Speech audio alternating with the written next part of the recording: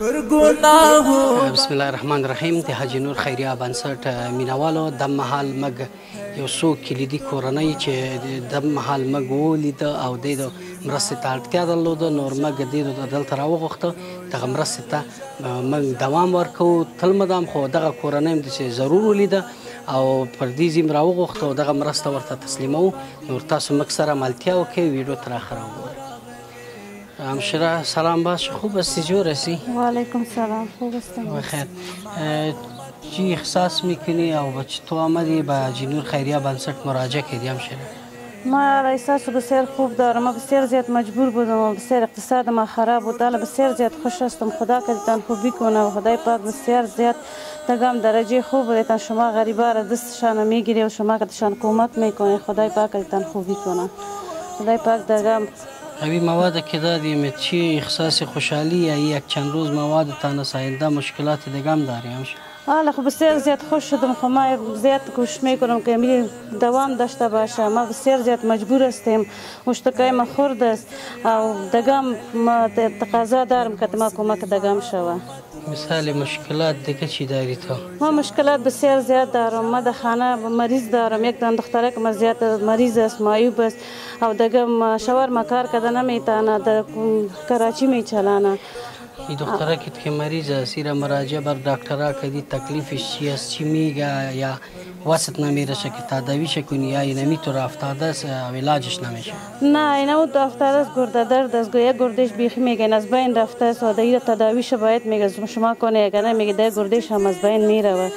ما پیشار که دست ما دراز کردیم خیر ببین مثل شما و یا کمکت ما کرده است. ما میخوایم که دیگه کمکم که تماشا کنم علاج دخترک میکنم. از خاطر ناداری او بی‌وسی دیگه علاج زی دخترک نمیکنی، شب و روز رنج میبری یا با تکلیف است و مریض است؟ بسیار زیاد رنج میبرم. یک دخترکم است و بسیار زیاد دیگه مریض است و دیگه توان وستش ندارم که ما تداوی زیر کنم.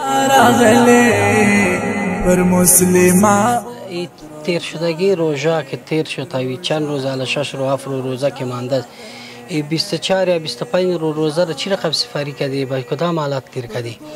او برید چیزی داری نداری؟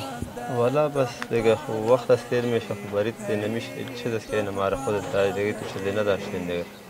او روزه را چی رقم تیر کردی؟ روزه تیر شد دیگه، نمیتو تیر شد فرماده.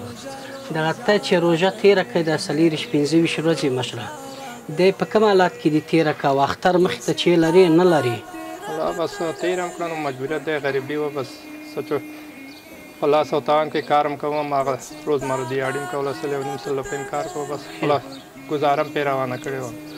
او ژوند کې دې مشکلات نور څومره شته؟ ژوند کې زما هم یو زوی معیوب دی، وسه نه لرو چې تداوي کړو، بس کور کې راته پروت دی، ګرځېدی شو، خو د ملا نه مشکل لري. ملا نه مشکل لري، نور څنګه پروت دی؟ علاج یې دی؟ علاج ډاکټرانو ته مو وګرځوه خو وسه نه لرو.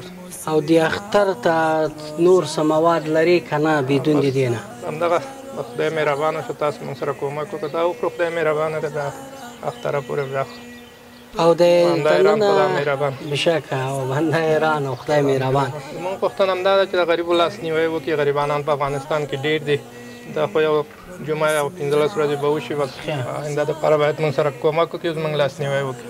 بشک د حاجي نور خیریه بنسټ مینوالو موږ داسې کورنۍ تاسو ته کلیدي درښیو چې هغه مرستې ته اړتیا لري او ستاسو دنیا او آخرت الله ښایسته کړي.